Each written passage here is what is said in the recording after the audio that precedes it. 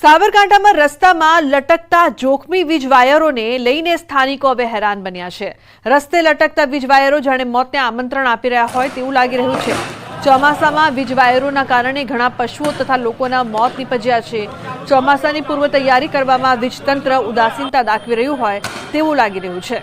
તો યુજીવીસીએલ દ્વારા હિંમતનગરની સર્કલ ઓફિસમાં આવેલા તમામ 418 ફીડરોનું કામકાજ ચાલુ છે। નુકસાન થયેલા વીજપોલને તાત્કાલિક ધોરણે રિપેર કરવાની માંગ સ્થાનિકો દ્વારા કરવામાં આવી।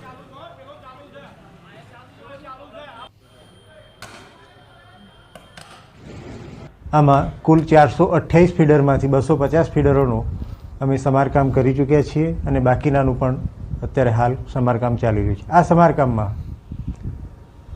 અમે ગ્રાહકોને ઓછામાં ઓછી અગવડ પડે, ઓછામાં ઓછા સમયે વીજ પુરવઠો બંધ રહે એ રીતે એટલે સવારના ભાગમાં જ અમે આનું મેન્ટેનન્સ કરીએ છીએ। ઓચિંતાના લટકતા ઝૂલતા વાયરો પડ્યા, આ તો કોઈ પબ્લિક નથી અને હું બી બચી ગયો ભગવાનની દયાથી। બાકી જો નાનું બાળક જતું હોય તો મોટી જાનહાનિ એ દિવસ થઈ જાય। અમારી માંગે લટકતા ઝૂલતા વાયરો છે એને ચોમાસા પહેલાં આ પવનના જે બધું આવે છે એ પહેલાંનું સમારકામ કરવું જોઈએ। તો પંચમહાલના ગોધરા રેલવે સ્ટેશન ખાતેથી પસાર થતી હાઈટેન્શન લાઇન ઉપર માનસિક અસ્વસ્થ યુવક ચડી જતા દોડધામ મચી ગઈ। ટ્રેન માટેની ઇલેક્ટ્રિક લાઇન પર બનાવેલા કવર પર યુવક ચડી જતા વીજ પુરવઠો બંધ કરવાની ફરજ પડી। તો ફાયર બ્રિગેડની ટીમને જાણ કરાતા ટીમે 20 મિનિટની જહેમત બાદ સફળ રેસ્ક્યુ કરીને યુવકને હેમખેમ નીચે ઉતાર્યો હતો। તો મહત્વનું છે કે માનસિક રીતે અસ્વસ્થ આ યુવક છે તે ઉપર ચડી ગયો હતો, જેને ભારે જહેમત બાદ નીચે ઉતારવામાં આવ્યો।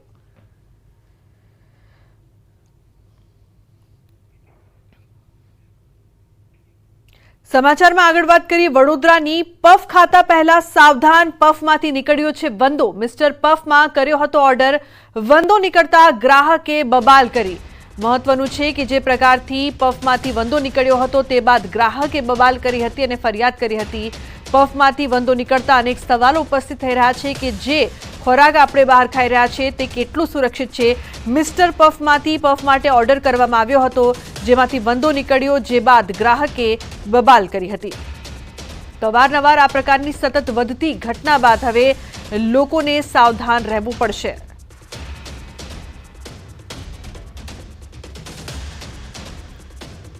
મિસ્ટર પફમાંથી ઓર્ડર કરવામાં આવ્યો હતો।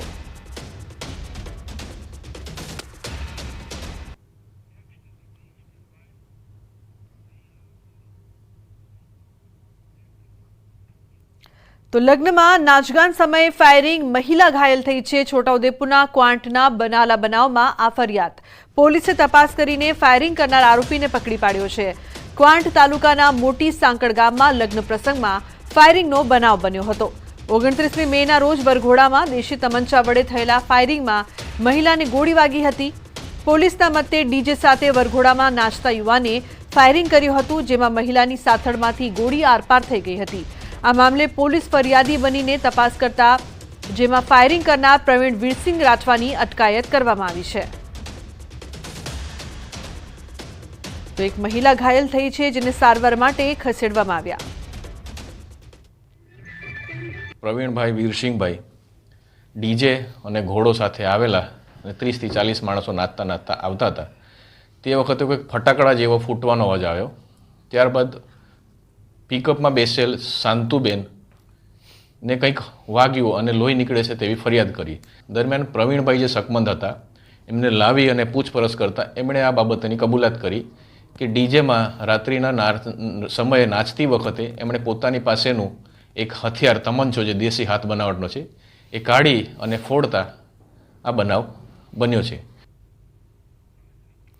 તો પોલીસે ફાયરિંગ કરનાર આરોપીને દબોચ્યો છે। આ સમગ્ર ઘટના સામે આવ્યા બાદ મહિલાને સારવાર માટે હોસ્પિટલમાં ખસેડવામાં આવ્યા। લગ્નમાં નાચગાન સમયે ફાયરિંગ કરવામાં આવી હતી। ક્વાંટના મોટી સાંકળ ગામમાં આ સમગ્ર બનાવ બન્યો છે।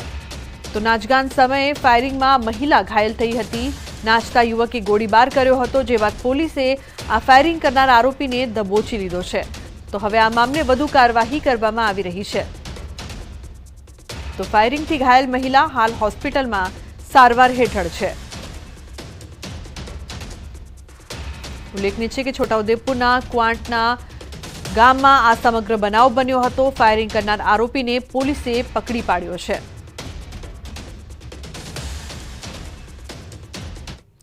સમાચારમાં આગળ વાત કરી ખેડાની। ખેડામાં પોલીસ પર હુમલાના આરોપીનો વિડીયો વાયરલ થયો છે। આરોપી મફા ભરવાડના વિડીયો વાયરલ થયા।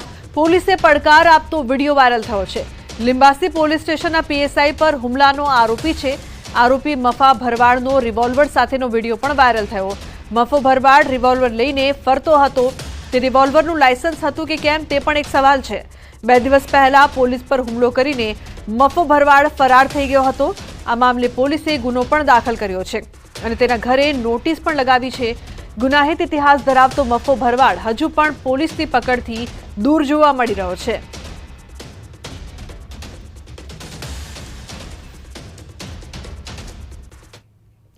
પાલનપુરના એરોમા સર્કલ નજીક મારામારીની ઘટના સામે આવી છે। રિક્ષા ચાલક અને અન્ય વ્યક્તિ વચ્ચે મારામારી થઈ। ખુલ્લેઆમ ચપ્પુ અને ઝારા વડે મારામારી થઈ હતી। એરોમા ટ્રાફિક પોલીસ ચોકી આગળ મારામારી બાદ અજાણ્યા શખ્સે તોડફોડ કરી હતી। પોલીસે તોડફોડ કરનાર શખ્સને ઝડપીને તપાસ હાથ ધરી છે। મારામારી થવાનું કારણ હાલ અકબંધ છે। પોલીસ દ્વારા મામલે વધુ તપાસ કરવામાં આવી રહી છે।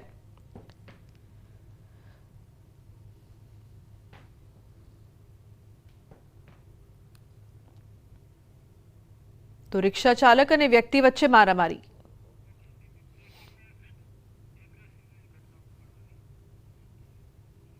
રાજકોટમાં આ કાંડના બનાવના 7 દિવસ બાદ રાજ્યના કેબિનેટ મંત્રી ભાનુબેન બાબરિયાએ પ્રતિક્રિયા આપી। તેમણે કહ્યું કે ઘટના બની ત્યારે તેઓ બહાર ગામ હતા અને બીજે દિવસે સિવિલ હોસ્પિટલ તેમજ ઘટના સ્થળની મુલાકાત લીધી હતી। જો કે ફોટા પાડવાનું યોગ્ય ન લાગ્યું હોવાનું પણ તેમણે ઉમેર્યું છે।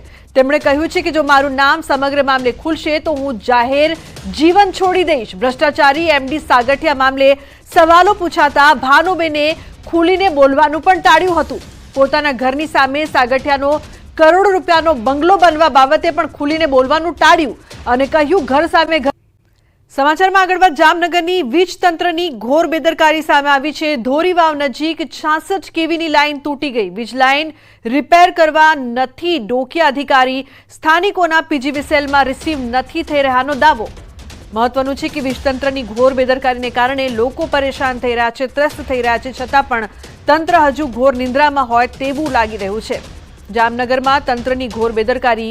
ધોરીવાવ નજીક 66 કેવીની લાઇન તૂટી ગઈ છે અને છતાં પણ હજુ સુધી વીજ લાઇન રિપેર કરવા માટે કોઈ પણ અધિકારી નથી પહોંચ્યા। રજૂઆતો કરવા છતાં પણ જે લોકો છે તે કહી રહ્યા છે કે તેમની અવાજ જે છે તે કોઈ સાંભળી નથી રહ્યું। તંત્રની ઘોર બેદરકારીથી લોકો પરેશાન થઈ રહ્યા છે। તો જો કોઈ દુર્ઘટના સર્જાય તો તેના માટે જવાબદાર કોણ તે પણ એક મોટો સવાલ અહીં ઉપસ્થિત થઈ રહ્યો છે। વીજ લાઇન રિપેર કરવા માટે અધિકારીઓ છે તે ત્યાં પહોંચી પણ નથી રહ્યા, સાથે કોલ પણ રિસીવ નથી કરી રહ્યા તેવો સ્થાનિકો દ્વારા દાવો કરવામાં આવ્યો।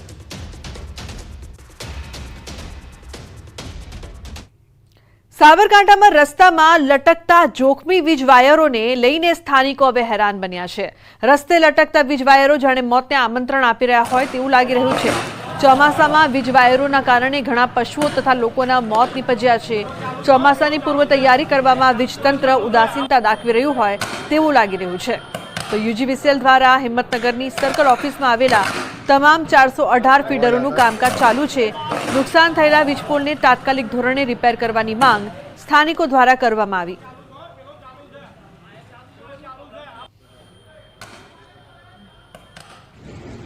આમાં કુલ 428 ફીડરમાંથી 250 ફીડરોનું અમે સમારકામ કરી ચૂક્યા છીએ અને બાકીનાનું પણ અત્યારે હાલ સમારકામ ચાલી રહ્યું છે। આ સમારકામમાં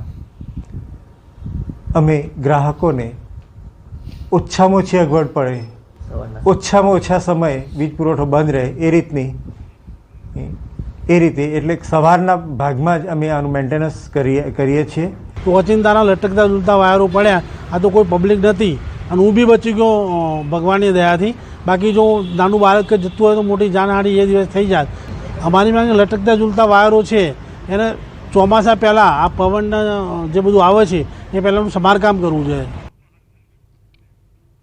તો પંચમહાલના ગોધરા રેલવે સ્ટેશન ખાતેથી પસાર થતી હાઈટેન્શન લાઇન ઉપર માનસિક અસ્વસ્થ યુવક ચડી જતા દોડધામ મચી ગઈ। ટ્રેન માટેની ઇલેક્ટ્રિક લાઇન પર બનાવેલા કવર પર યુવક ચડી જતા વીજ પુરવઠો બંધ કરવાની ફરજ પડી તો ફાયર બ્રિગેડની ટીમને જાણ કરાતા ટીમે 20 મિનિટની જહેમત બાદ સફળ રેસ્ક્યુ કરીને યુવકને હેમખેમ નીચે ઉતાર્યો હતો। તો મહત્વનું છે કે માનસિક રીતે અસ્વસ્થ આ યુવક છે તે ઉપર ચડી ગયો હતો, જેને ભારે જહેમત બાદ નીચે ઉતારવામાં આવ્યો।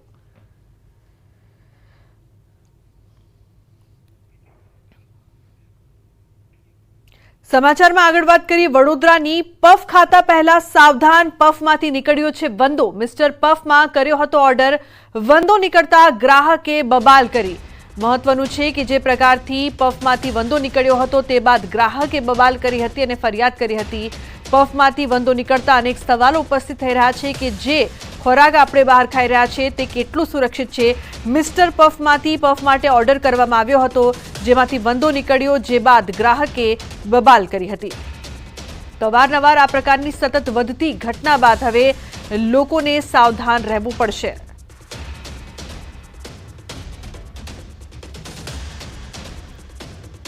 મિસ્ટર પફમાંથી ઓર્ડર કરવામાં આવ્યો હતો।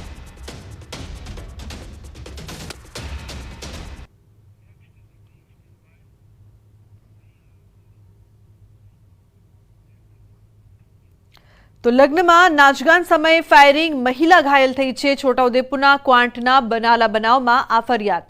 પોલીસે તપાસ કરીને ફાયરિંગ કરનાર આરોપીને પકડી પાડ્યો છે। ક્વાંટ તાલુકાના મોટી સાંકળ ગામમાં લગ્ન પ્રસંગમાં ફાયરિંગનો બનાવ બન્યો હતો। 29મી મેના રોજ વરઘોડામાં દેશી તમંચા વડે થયેલા ફાયરિંગમાં મહિલાને ગોળી વાગી હતી। પોલીસના મતે ડીજે સાથે વરઘોડામાં નાચતા યુવાને ફાયરિંગ કર્યું હતું, જેમાં મહિલાની સાથળમાંથી ગોળી આરપાર થઈ ગઈ હતી। આ મામલે પોલીસ ફરિયાદી બનીને તપાસ કરતા જેમાં ફાયરિંગ કરનાર પ્રવીણ વીરસિંહ રાઠવાની અટકાયત કરવામાં આવી છે। તો એક મહિલા ઘાયલ થઈ છે, જેને સારવાર માટે ખસેડવામાં આવ્યા। પ્રવીણભાઈ વીરસિંહભાઈ ડીજે અને ઘોડો સાથે આવેલા અને 30 થી 40 માણસો નાચતા નાચતા આવતા હતા। તે વખતે કોઈક ફટાકડા જેવો ફૂટવાનો અવાજ આવ્યો। ત્યારબાદ પિકઅપમાં બેસેલ શાંતુબેન ને કંઈક વાગ્યું અને લોહી નીકળે છે તેવી ફરિયાદ કરી।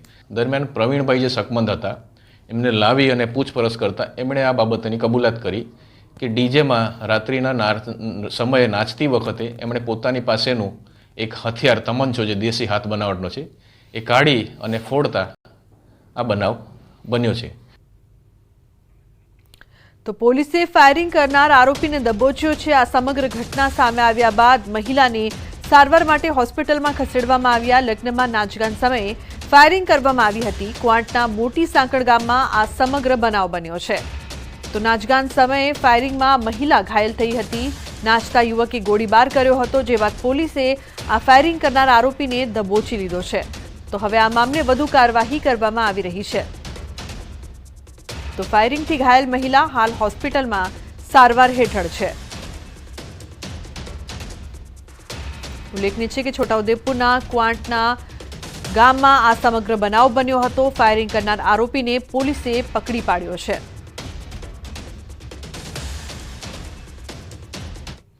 સમાચારમાં આગળ વાત કરી ખેડાની। ખેડામાં પોલીસ પર હુમલાના આરોપીનો વિડીયો વાયરલ થયો છે। આરોપી મફા ભરવાડના વિડીયો વાયરલ થયા। પોલીસે પડકાર આપતો વિડીયો વાયરલ થયો છે। લિંબાસી પોલીસ સ્ટેશનના પીએસઆઈ પર હુમલાનો આરોપી છે। આરોપી મફા ભરવાડનો રિવોલ્વર સાથેનો વિડીયો પણ વાયરલ થયો। મફો ભરવાડ રિવોલ્વર લઈને ફરતો હતો। તે રિવોલ્વરનું લાયસન્સ હતું કે કેમ તે પણ એક સવાલ છે।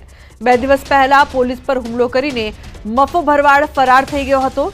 આ મામલે પોલીસે ગુનો પણ દાખલ કર્યો છે અને તેના ઘરે નોટિસ પણ લગાવી છે। ગુનાહિત ઇતિહાસ ધરાવતો મફો ભરવાડ હજુ પણ પોલીસની પકડથી દૂર જોવા મળી રહ્યો છે।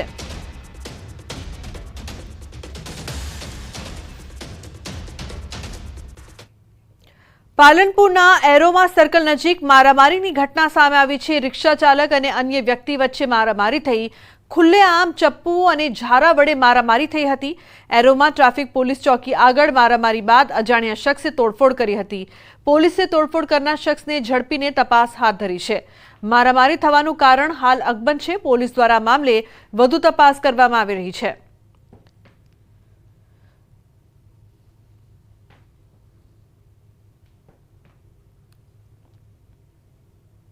તો રિક્ષા ચાલક અને વ્યક્તિ વચ્ચે મારામારી.